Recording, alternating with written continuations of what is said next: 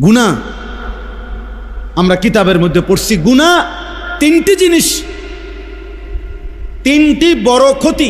প্রত্যেকটা গুনাহ, প্রতিটা হারাম। নারী, ছবি, জিনা, ব্যভিচার, মদ, জুয়া, সুদ, ঘুষ, কিস্তি, হারাম, নাচ, গান, বাদ্য, অশ্লীলতা, বেহায়াপনা, অসভ্যতা, নোংরামি, আল্লাহর নাফরমানি, তিনটি ক্ষতি ওই ব্যক্তিকে করবেই করবে। এক নাম্বার হলো, প্রথম ক্ষতি হলো হিরমানুত তাআ, গুনাহ মানুষকে নেক আমল থেকে, আল্লাহর ইবাদত থেকে বঞ্চিত করে। দুই নাম্বার হিরমানুল ইলম, গুনাহ মানুষকে কোরআন সুন্নাহর ইলম থেকে বঞ্চিত করে। তিন নাম্বার হিরমানুল, একটা বললাম কি যে তার ইলম দূর করে দেয়। দুই নাম্বার তার আমলকে কি করে দেয়, ছুটায় দেয়। তিন নাম্বার হলো হিরমানুর রিজক, তার রিজিক কমিয়ে দেয়। গুনাহ অভাব নিয়ে আসে, গুনাহ অভাব নিয়ে আসে। তুমি টের পাইবে না, হয়তো তোমার জেনারেশন তোমার পরে কষ্ট পাবে। একসময় দবদবানি খপখপানি ছিল, মাতবরি ছিল, এরপরে বিখ্যাত থালা হাতে। আমারে কুমিল্লা এক জায়গায়, এই কুমিল্লার মধ্যে এক জায়গায় আমাকে দেখাইছিল যে হুজুর 70 বছর এই বাড়ির সামনে দিয়া, বিশাল বড় বাড়ি, কয় যে 70 বছর কমপক্ষে এই বাড়ির সামনে দিয়ে কেউ যাইতে হলে জুতা খুললে যাইতে হইতো, জুতা পায়ে দিয়ে যাওয়ার সাহস ছিল না। কিন্তু আজকে 70 বছর পরে ওই বাড়ি সামনে কয়টা গাছ ছাড়া আর কিছু নাই, এখন কুত্তা ঘুমায়, কুকুর ঘুমায়। এজন্য গুনাহ ছাড়তে হবে। আজকে আমার মূল বক্তব্য এটাই, আপনারাও ছাড়তে হবে, আপনাদের সন্তানদেরকেও গুনাহ থেকে ফিরাইতে হবে। শয়তানের রাস্তা গুনাহের রাস্তা, না হলে এই জাতি টিকবে না, এই জাতি টিকবে না।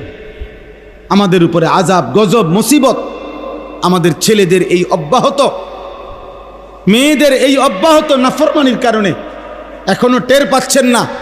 এখনো গলিতে গলিতে, গ্রামে গ্রামে আলহামদুলিল্লাহ খাইয়া না খাইয়া কিছু আলেম ওলামা মসজিদ মাদ্রাসা দ্বীনি ফিকির করতেছে, দ্বীনি ফিকির করতেছে। কিন্তু একদিন দেখবেন এগুলোও বন্ধ হয়ে যাবে,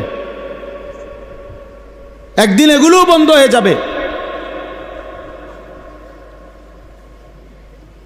যেই হারে ছেলে মেয়ে, নারী পুরুষ বেনামাজি, অভাব আসবে।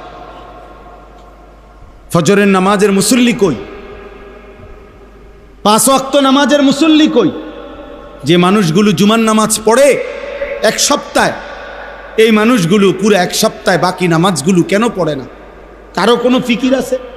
কোনো একটা চায়ের দোকানে কোনোদিন যেখানে 10 জন মানুষ বসে, ওনারা কি একটা বারে আলাপ করে কিও আমগো সমাজের লোকগুলো বাকি 5 ওয়াক্ত নামাজ কেন পড়ে না? কারো ফিকির নেই, কারো ফিকির নাই। সবাই যার যার ছেলে মেয়ে, সবাই কোনো রকমে দুগা ভাত, একখান ঘর আর কদ্দুর ফার্নিচার বানাইতে পারলে খাইয়া পইরা, পান সুপারি চা বিস্কুট বন্টন খাইয়া কোনো রকমে রাত পার করন, দিন পার করন। সবাই সবাইকে নিজেকে নিয়ে ব্যস্ত। আমরা মানুষের পরিবর্তন করবে কে? জাতিকে টিকাবে কে? বলেন। উম্মতের পরিবর্তন হবে কিভাবে? এই মাদ্রাসাগুলো ছোট ছোট মেহনত করে, ছোট ছোট ফিকির করে। আল্লাহ তাআলা আমাদেরকে বুঝার তৌফিক দান করেন।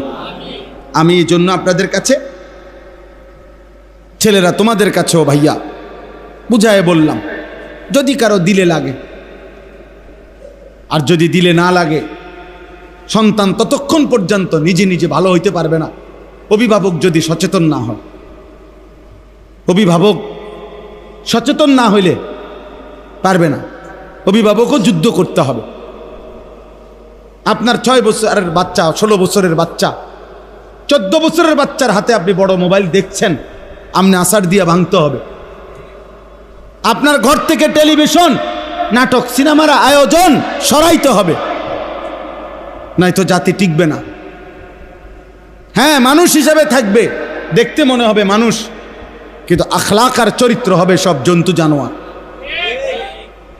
ইনসান আর থাকবে না, ইনসান আর থাকবে। চারিদিকে খবর নিয়ে দেখেন, প্রতিদিন খবরের কাগজ শুনেন কি পরিমাণ জিনা, ব্যভিচার, পরকিয়া, হত্যা, খুন, ধর্ষণ কিভাবে চলছে, কে কাকে নিয়ন্ত্রণ করে, কে কাকে নিয়ন্ত্রণ করে। আল্লাহ আমাদেরকে হেফাজত করেন।